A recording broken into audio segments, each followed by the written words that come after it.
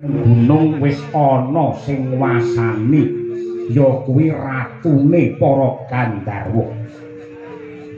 Gunung Tidar sing ratoni ya kuwi aku Kala Sekti. Gunung Sindara sing ratoni Kyai Maduretna. Gunung Sumbing Kyai Jalalela. Gunung Mungkrungan Kyai Siddhamukti. Gunung Merbabu Ki Tropo. Gunung Kumbang Ki Bangsan. Gunung Kendeng Ki Aji Dipa.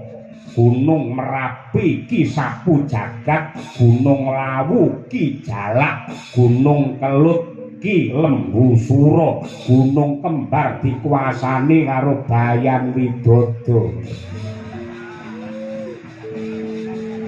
Krungu kupingmu. Mula kang mangkono kuwi aja sembrono ning tanah Jawa. Ora kurang 20.000 keluarga saka tanah Busra nggonmu kono sing padha mati mergo arep ganggu gawe wong Jawa. Pol-pole kuwi arepe nglarang wong anakake slametan, nglarang wong sing anakake wilujengan, kuwi arepe nglarang wong sing anakake bersih desa, nglarang wong wayangan. Ora ngerti pirang-pirang taun wayangan ning kene ya lagi iki. Arep kok larang pisan kok piye?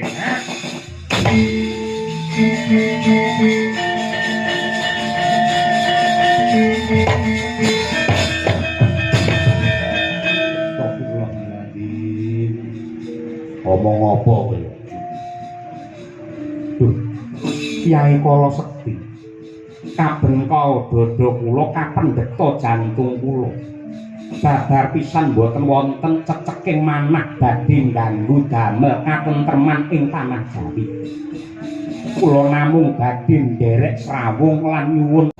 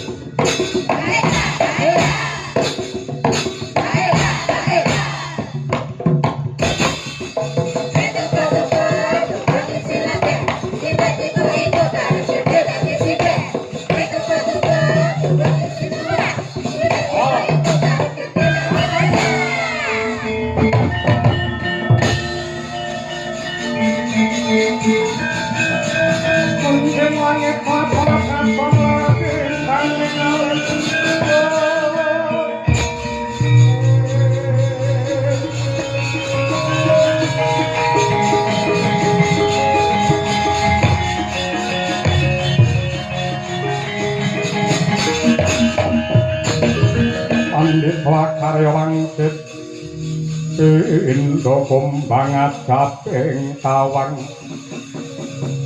susuh angin ngendi nggone yaktine Sang Syekh Subakir tresna marang pedamen lan kerukunan parandene saya ndadra nenggih kawengisane Sang Kala Sekti. Pramila sigra amundi ngasta wujudipun watu timpuru, watu ingkang ulse ireng wis disebul japa mantra. Den dandhemaken ing anggane Kala Sekti ambyar dadi lebu.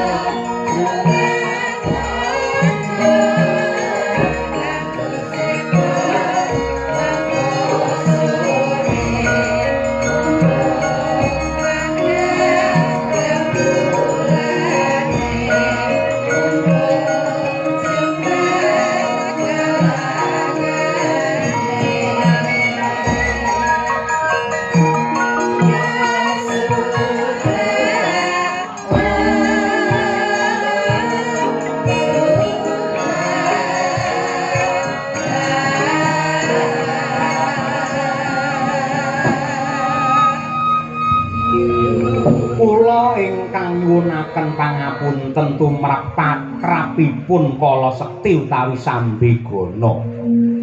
Nika pancen pangarepe para gendruwo ning adate yen ana dhayoh sing dudu wong Jawa nggih jahil kados ngoten niku Sek.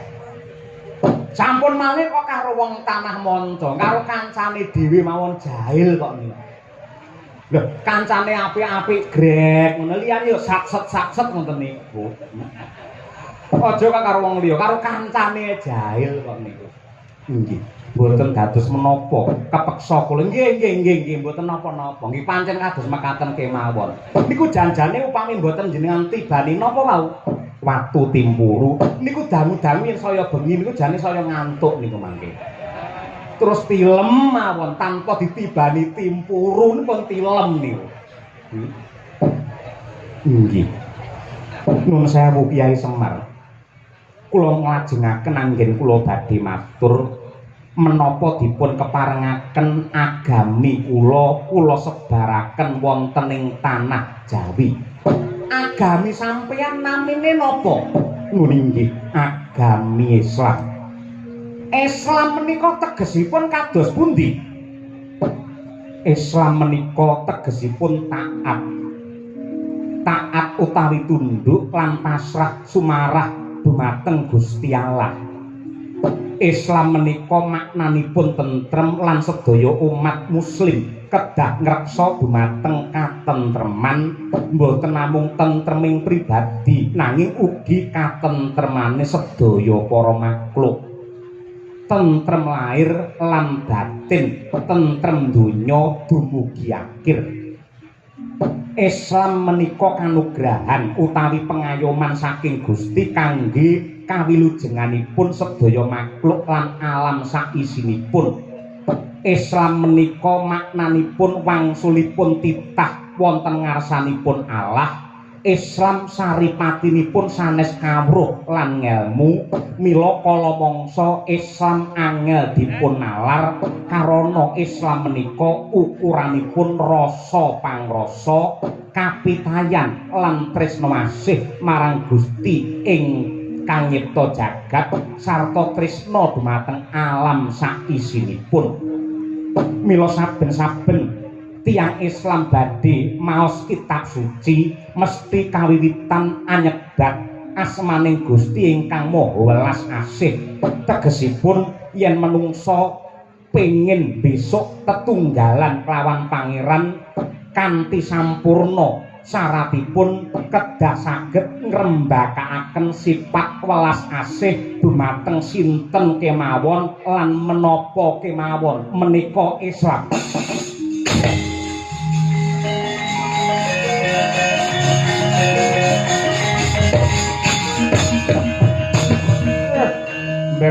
ugek sadulita meneh. Kula nika wong sing tinarbuka, wong sing lunggar manah kula nggih. Sinten kemawon lan menapa kemawon agami ingkang mlebet wonten ing tanah Jawi monggo kemawon. Ning kula nyuwun nggih, sasampunipun agami pungkasan mangsebar teng tanah Jawa mriki wonten syarate. Syaratipun menapa? Ingkang sepisan aja meksa lan nggunakake kekuatan utawa nggunakake kekerasan supaya wong gelem mlebu wonten agama sampeyan. Angka loro, aja nganti ngelek-elek lan ngowahi tatananing adat budaya sing wis ana, merga ingkang sinebut seni budaya niku ugi kanugrahaning Gusti. Njenengan sanggup napa mboten? Inggih kula saged. Sanggup menawi ngaten.